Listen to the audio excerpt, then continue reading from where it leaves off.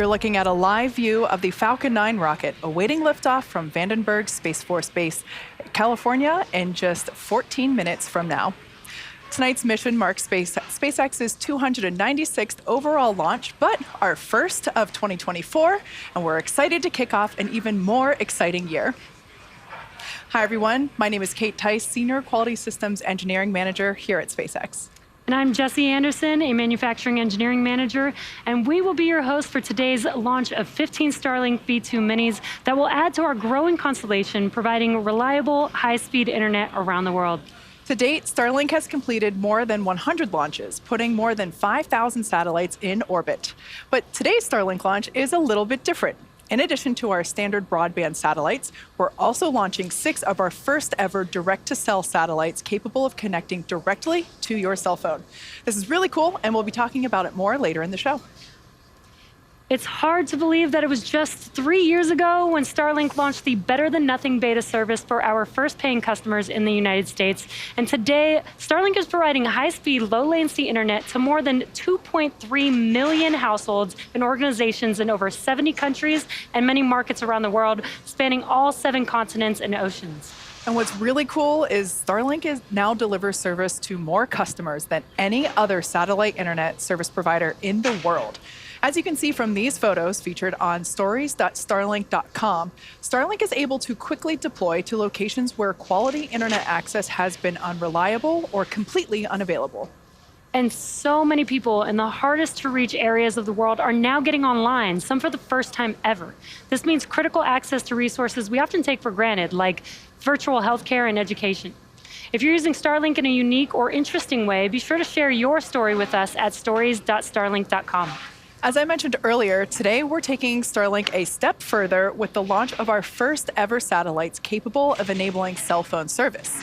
It's called Direct-to-Cell, and through partnerships with wireless providers like T-Mobile here in the US, you'll be able to connect using your existing cell phone, even in places that are typically out of range. Connectivity nearly everywhere. Cellular providers using direct-to-cell will have reciprocal global access in all partner nations. In other words, for carriers who partner in direct-to-cell, their customers would stay seamlessly connected. In addition to T-Mobile in the US, these carriers include Optus in Australia, Salt in Switzerland, Rogers in Canada, One New Zealand, Entel in Chile and Peru, and KDDI in Japan. As you can tell, this is huge. For those of us who have ever been in a place where you can't get signal, no, it can be super frustrating. Worst case, it can even mean the difference between life or death. In fact, about 90% of the Earth remains unreachable by traditional cell signals from any wireless company. These dead zones have serious consequences for remote communities and those who travel and work off the grid. People in those areas are either left disconnected or resort to lugging around a satellite phone, which is incredibly expensive. And pretty heavy. Starlink's direct-to-cell service will provide coverage nearly everywhere a customer can see the sky, bringing cell phone connectivity almost anywhere. And with partners like T-Mobile, we have a real chance to bring meaningful connectivity to people who need it most. The first 6 direct-to-cell satellites we're launching today will be used to test the service in the United States at first. Starlink's direct-to-cell capability will first enable text messaging, and then after more satellites are placed in orbit, voice and data coverage will be enabled. Direct-to-cell will also connect to Internet of Things devices, like those used in remote areas for agriculture, environmental monitoring, and fire detection. Think about the impact on the safety around the globe, like people assisting in emergency situations like firefighters and rescues along coastal waters. It can also help people like me who love hiking in national parks and other places where cell phones get no reception. I go there to relax and enjoy nature, so I want to stay offline. But knowing that I can connect in an emergency would provide a peace of mind for both me and my loved ones. So let's talk about how this all works. First, we get those satellites to orbit, and that's what we're doing today. Once on orbit, the satellites will immediately connect to the Starlink constellation to provide global connectivity. Direct-to-cell allows users to seamlessly connect to SpaceX satellites when they enter a remote area that currently has no cell service. It operates just like a mobile phone tower does on the ground, but from space. The service will work with any 4G LTE device, and most current smartphones are already compatible. So that's the latest news on Starlink's newest capability. If you want to stay up to date on direct-to-cell, go to direct.starlink.com. And as we mentioned earlier, to enable direct-to-cell capability, we're adding new hardware to our Starlink satellites. With any changes to our satellites in orbit, SpaceX works closely with leading astronomers from around the world to better understand if there are any impacts to their observations, because we firmly believe in the importance of a natural night sky for all of us to enjoy. While we do expect these first 6 Starlink direct-to-cell satellites to be a bit brighter than previous Starlink V2 minis, we plan to measure the brightness of the 6 and compare those measurements to our models. We'll then make adjustments to hardware and operations to honor our commitment to making our satellites as dim as possible. Now back to today's launch. We are just about 7 minutes from liftoff. So far, everything is proceeding smoothly. We are watching the cumulus clouds overhead and currently Engine chill has started. 70% go for launch. And while we wait, let's take a closer look at the vehicle on your screen. Falcon 9 is a 2-stage rocket, and it also happens to be the first orbital class rocket capable of reflight. Falcon 9 stands about 230 feet tall, which is almost as tall as the Taj Mahal in India, and it's named after the Millennium Falcon from Star Wars. The first stage, which is the tallest portion of the vehicle, provides 1.7 million pounds of thrust thanks to its 9 Merlin M1D engines. And actually, the number 9 in Falcon 9 refers to those 9 M1D engines on the first stage, but there are actually 10 engines on the rocket. That's right. The second stage has that Stage 10th 1, engine. RP1 load is complete. That 10th engine, which is the Merlin vacuum or MVAC engine. This engine is similar to a first stage M1D engine, but has more redundancies as well as a larger nozzle that allows the second stage to perform in the vacuum of space. The first stage is what gets us out of the Earth's atmosphere and into space, and the second stage takes all the satellites to their targeted drop-off orbit. Now, on top of the second stage, you'll see that large barrel structure with a pointed nose.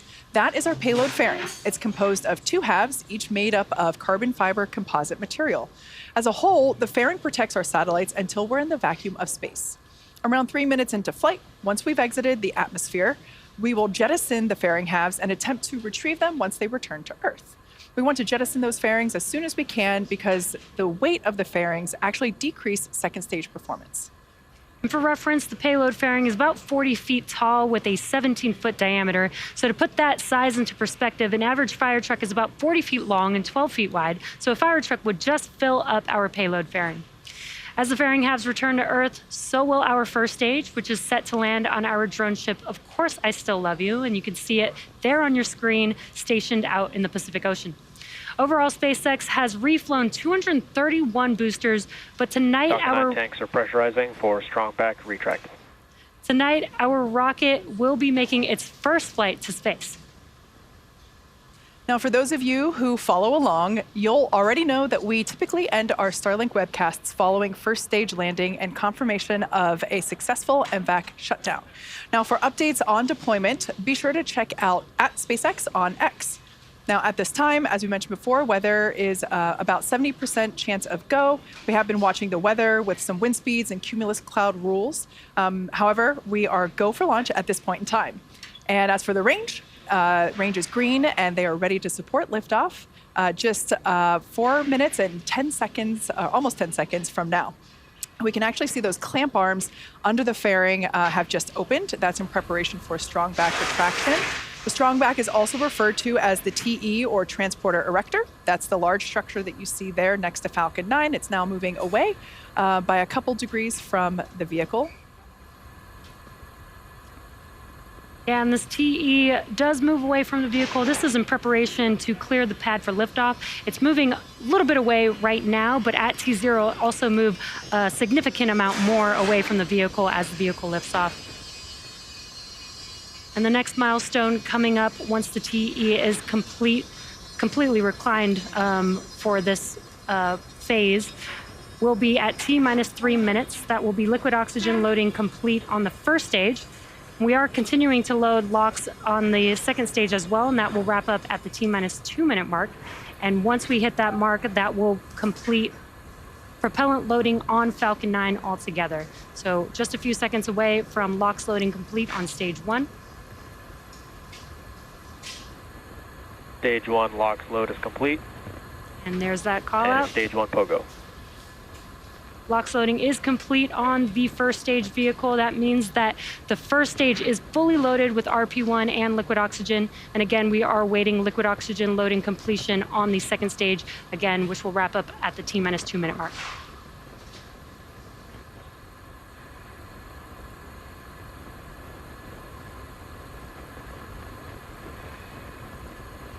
Now that LOX load is complete on the first stage, we will start to see some of those white clouds form around the vehicle. We'll see more of that occur after LOX load completes in about 20 seconds on the second stage. Totally normal. That's just liquid oxygen venting from the lines in the TE.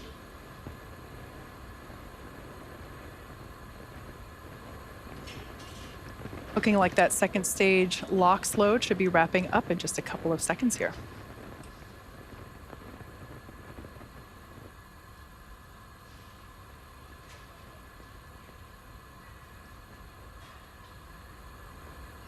As we said before, weather has been a watch item leading up to tonight's launch, but as of right now, we are still go for launch on the weather front.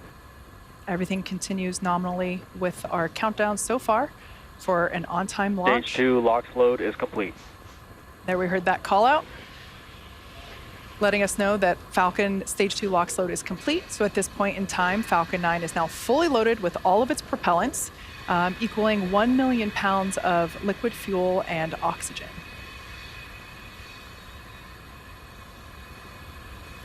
Now in about a few seconds, we'll hear a call out that Falcon 9 is in startup. That means that the onboard flight computers have taken over the launch countdown.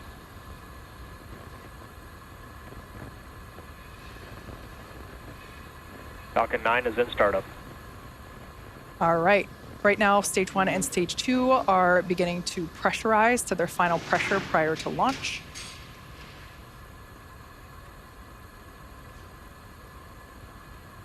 LD is go for launch. All right, that's the final go needed for tonight's launch, coming to us from our launch director. So at this point in time, at T-minus 35 seconds, all systems are go for liftoff of Falcon 9 with our Starlink satellites, including our first 6 direct-to-cell satellites. Let's listen in on the final count.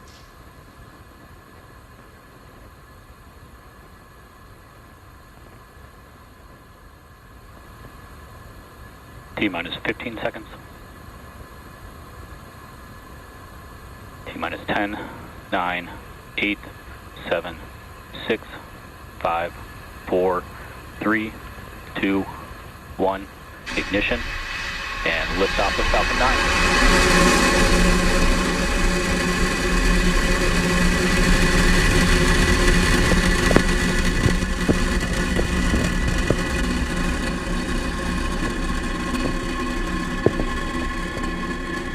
Vehicle is pitching downrange. Stage 1 propulsion is nominal.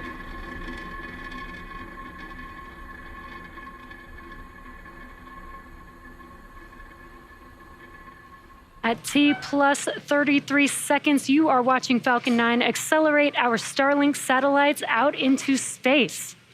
We are throttling down our engines on the first stage vehicle, and that is in preparation for max Q. Power and telemetry nominal.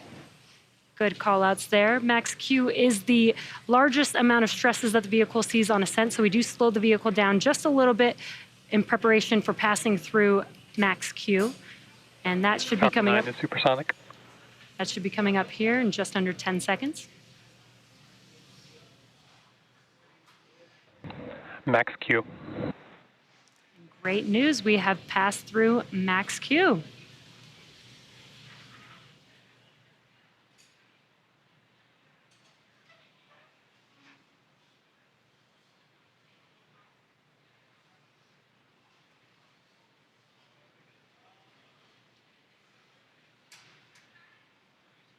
All right, we're a minute and a half into... MVAC engine chill has started.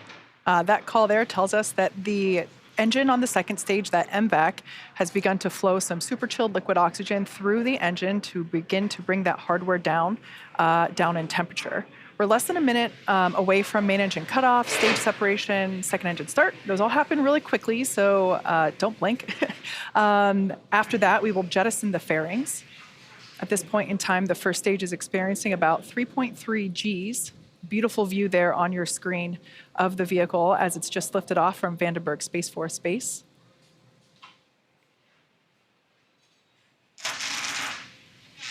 It's now able to see that plume beginning to deplete as we are preparing for main engine cutoff.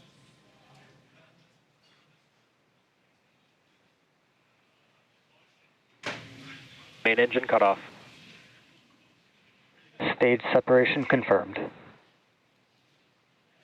All right, as you can see there on your screen, successful MVAC ignition there on your right-hand side. And before that, we had first stage engine shutdown and stage separation. We can see here on the left-hand side of the screen, the first stage grid fins starting to deploy. Those help steer the booster back to its precise landing. Fairing separation confirmed. All right, as you heard and just saw, successful fairing separation. That marks the 9th flight for one of those fairing halves and the 11th flight for the other. We, of course, will attempt to recover those fairing halves again to use on a future flight.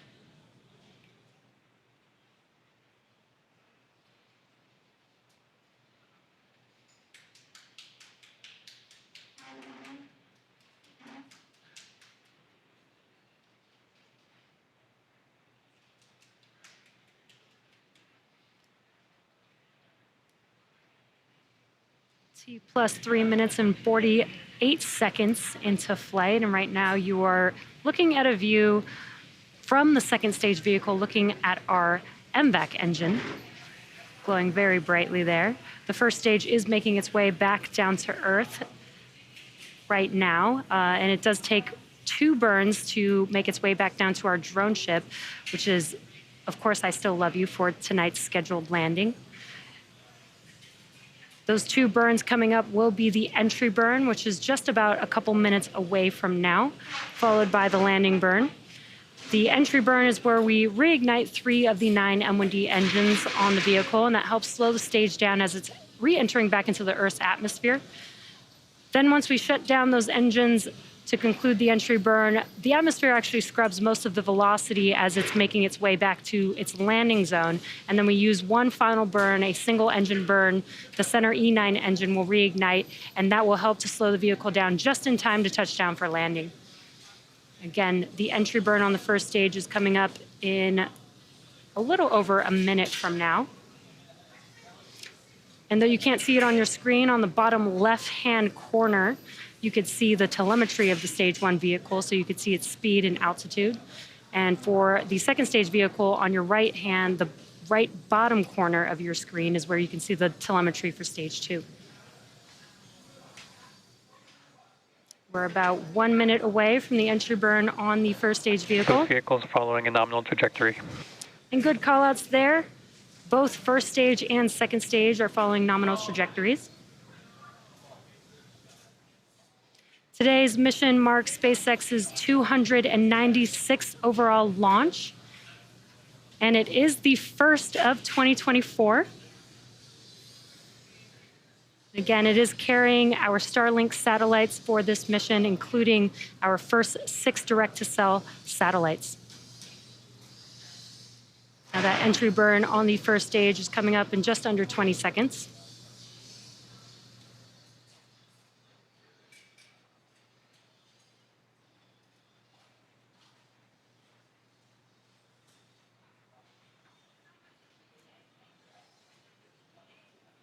There you can see on your left-hand screen is a view from the first stage. Stage 1 entry burn startup.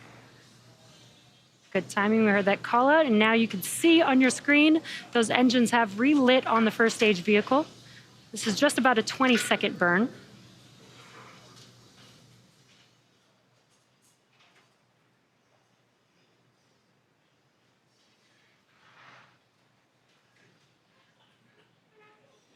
Stage 1 entry burn shutdown.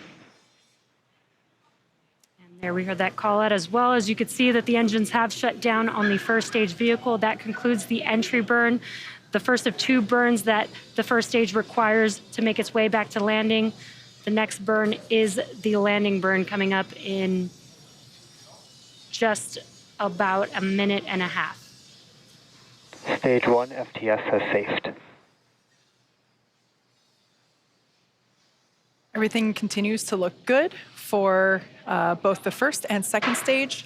If you've been following along with that altitude there on the left-hand side of your screen for stage 1, it actually kept increasing in altitude until about 4.5 minutes, T plus 4.5 minutes. As we can see, it's getting closer and closer. We are targeting a landing on our drone ship. Just read the instructions. Excuse me, of course, I still love you. And there we just heard the call out that the first stage is transonic, telling us that it is traveling near the speed of sound. Now only 6 kilometers above the ocean. So in about 12 seconds, we should see that landing burn ignite. That's a 1-engine burn designed to bring the booster. Landing burn. There we heard the call out, so we should see it here. There we go. So the first stage has lit 1 engine to prepare for landing. Stage 2 FTS has safed. We're targeting a landing on our drone ship, which you there see there now. Of course, I still love you.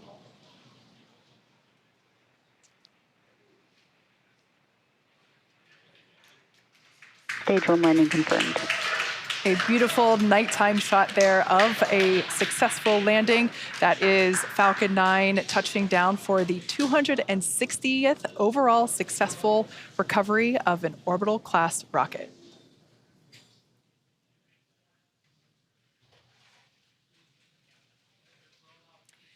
And with that successful booster landing, we will wrap up today's launch coverage. Thank you so much for tuning in.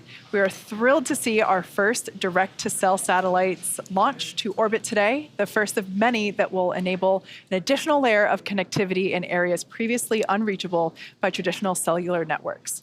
For updates on deployment, be sure to check us out at SpaceX on X. A huge thank you to all of our direct-to-cell partners, and thank you to all of you, the viewers. We'll see you back here again soon tomorrow for our second launch of the year of the Ovzon 3 mission set to lift off from Space Launch Complex 40 at Cape Canaveral Space Force Station in Florida at 6:04 p.m. Eastern Time. Happy New Year, and we'll see you again soon.